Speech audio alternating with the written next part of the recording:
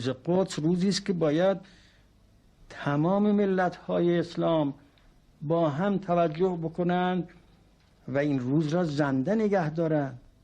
اگر یک هیاهوی از تمام ملت‌های مسلمین بلند بشد روز جمعه آخر ماه مبارک که روز قدس است، همه ملت‌ها قیام بکنند، همون که حالا همون تظاهرات، همون راهپیمایی ها را بکنند، این مقدمه میشد از برای اینکه انشاءالله جلو این مفسدین را ما بگیریم و کلک اینها از بلاد اسلام کنده بشد.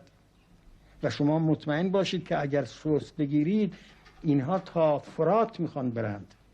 اینا همه اینجا را ملک خودشون میگن هست. شما باید محکم بایستید در مقابل اینها و اگر چنانچه مسلمین، ملت‌های مسلم بایستند در مقابل اینها و اگر دولت‌هاشون بخوان مخالفت کنن، مشت تو دهنشون بزنن، چنان که ایران مشت در دهن محمد رضا زد.